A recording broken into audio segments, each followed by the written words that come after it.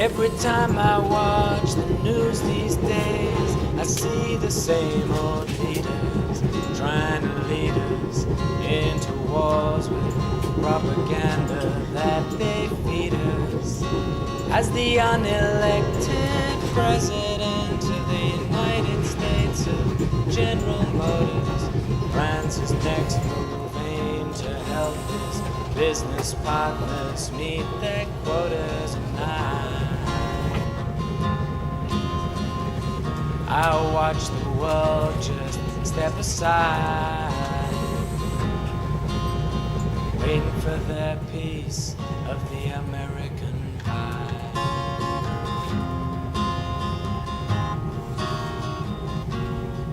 Yeah, and as Blair kisses Bush's butt and calculates his cut, NBC does his best to stir your patriotic feelings up. And as the people we're protecting, they pile up in the soil, I tell you this, my friends, blood is thicker than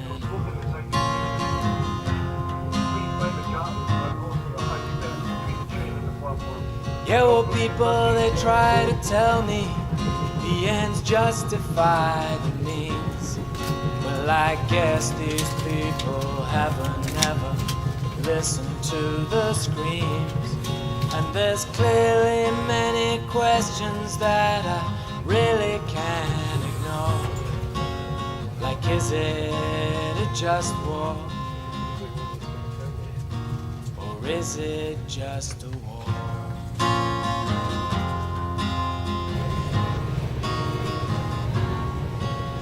State of emergency, national security, fear of an enemy that you can't see, saving my liberty, that's what they're telling me. Make more space in the military cemetery. Troops in Afghanistan, wiping out the Taliban. They had other plans, moved to Pakistan, overseas enterprise, dollar signs in their eyes. Yesterday's allies are soon to be enemies.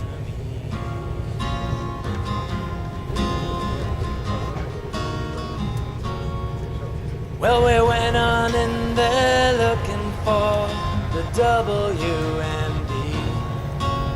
Instead we found a country that was practically empty, except for one commodity, of which they had plenty, enough to power Bush's fleet of cars for the next century.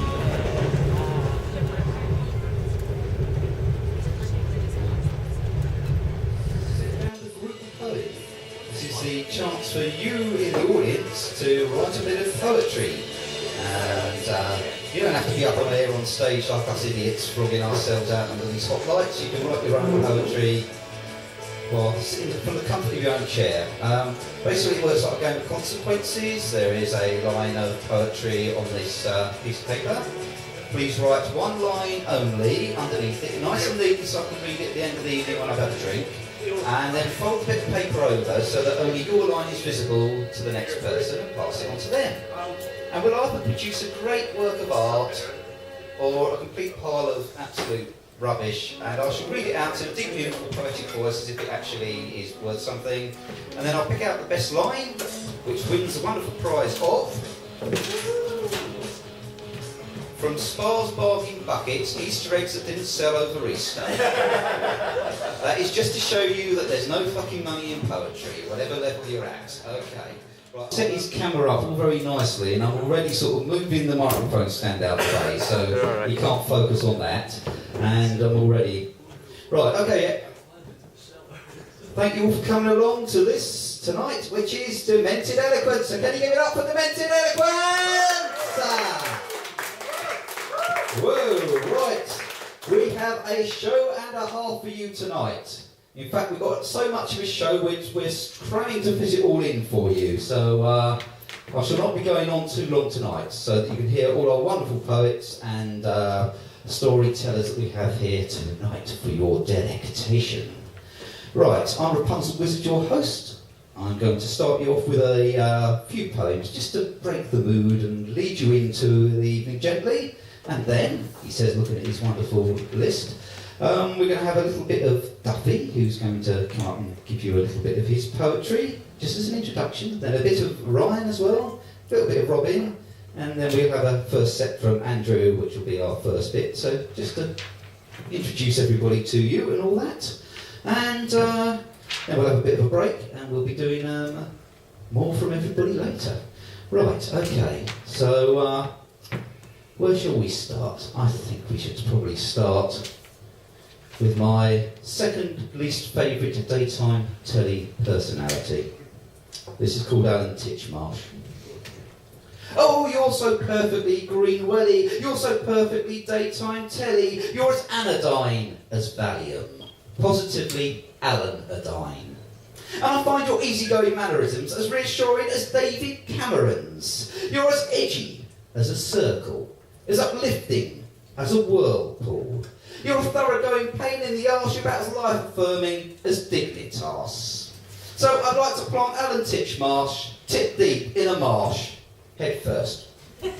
Right, there we go, that's enough about him. Okay, right. This next one is called Sorry Excuse, and it's dedicated to all of you who've got really drunk at a party, done things you shouldn't have done, but then the next morning you could actually remember what they were and had to go round and apologise. This is called Sorry Excuse.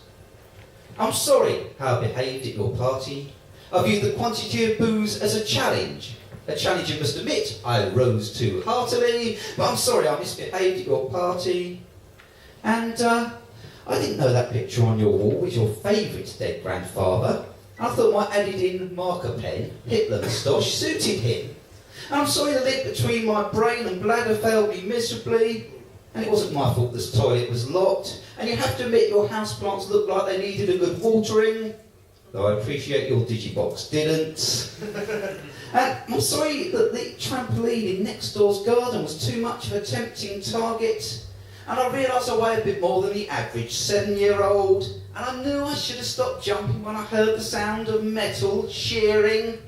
Now, after I emerged from the trampoline wreckage, I'm sorry that the lingerie on the washing line in next door's garden was too much of a tempting target. And I'm sorry the link between my brain and mouth failed me miserably. And I said you had the emotional range of a Dalek, and your girlfriend looked like one. Now, on the first point, you proved me wrong when passionately and with feeling you wrestled away from me forcefully next door's crotchless knickers.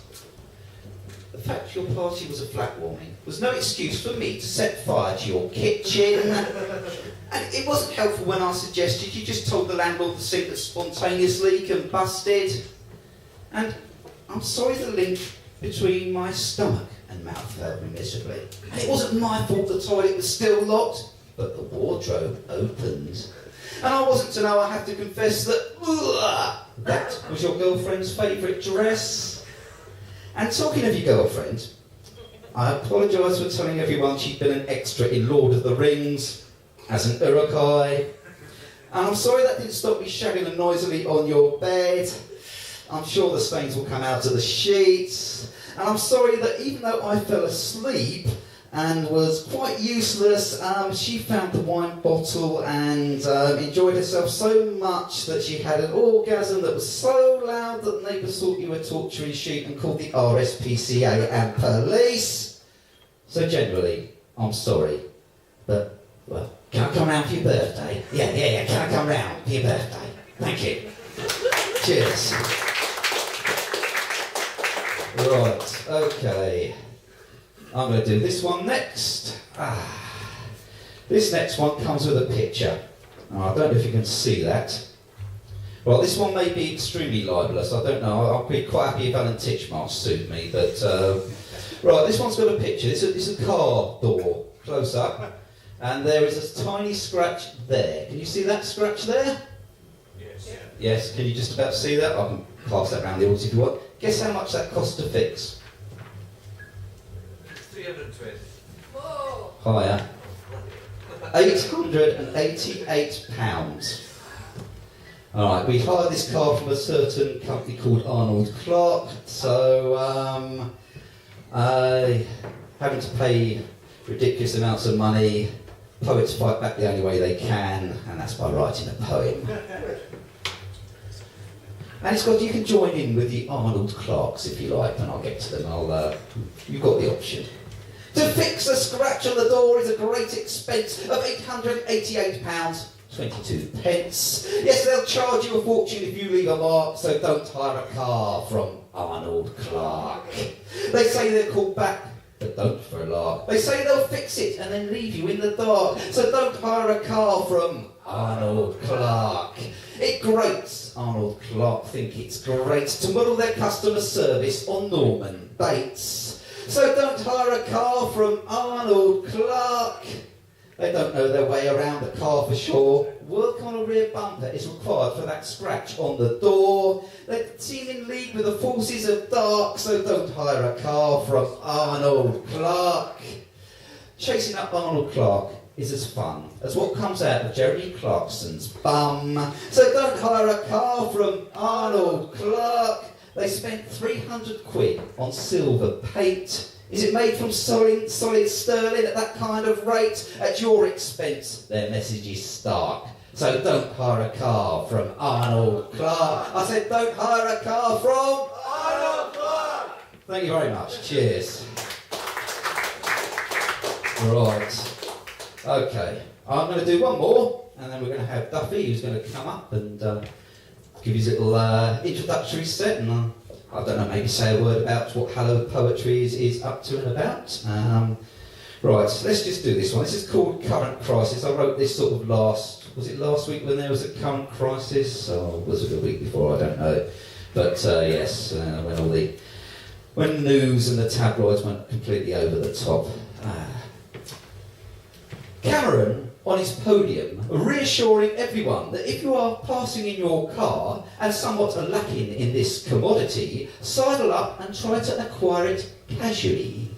It's all a government lie. Now is the time to panic buy. Hoarding is rewarding. Now queues wind round the block, so stockpile while there's the stock. The prices rise and never seem to drop. I've seen pensioners so angry that they're not too old to fight over the last remaining bits to be sold. Yes, the cost is going up to 60p. So now it's time to panic buy stamps. Thank you. Right.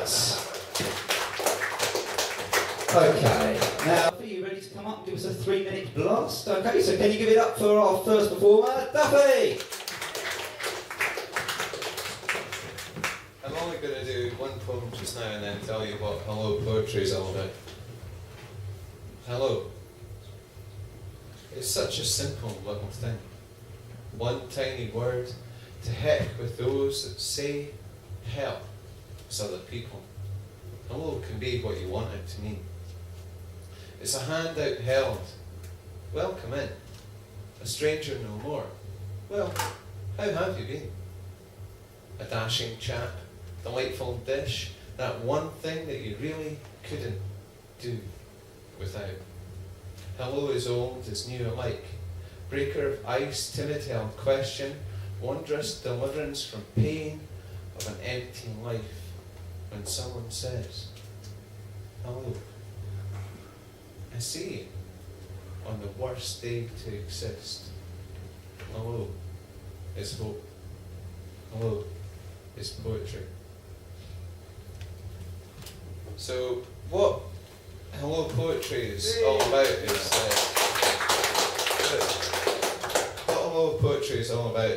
bringing poets together from all around this country. This first year and next year it's just going to be Scotland, but this year we're doing Edinburgh, Aberdeen, Stirling, we're supposed to be in Perth, Glasgow, Dumfries, and then back to Edinburgh for the finale on the 19th.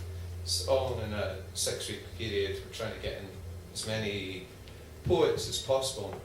And what we found is that there are very few nights, like here in Aberdeen, Rapunzel's night give it up for the man, please. It's the only one up here. It's the same in Stirling, and it's the same in a number of places. There's either no poetry happening, but there are poets there. So what we're trying to do is bring together poets from every level, as you were saying earlier, from up and high, like published, well-renowned poets like both Robin and Ryan here, and bedroom poets, get them out, get them actually reading their stuff for the first time in an audience, and taking people out of their own places to a new place, because a lot of poetry is about place. Like, your voice comes from where you are mostly, or where you love to live, and so it's getting people a chance to achieve that. And to that end, we're setting it up as a charity which will go on and fund these exchanges and hopefully fund collaborations between poets that occur from this whole scene. So that's what we're about. Thank you for your time. Thank you all. Well, that's stuff. You'll hear more from him later.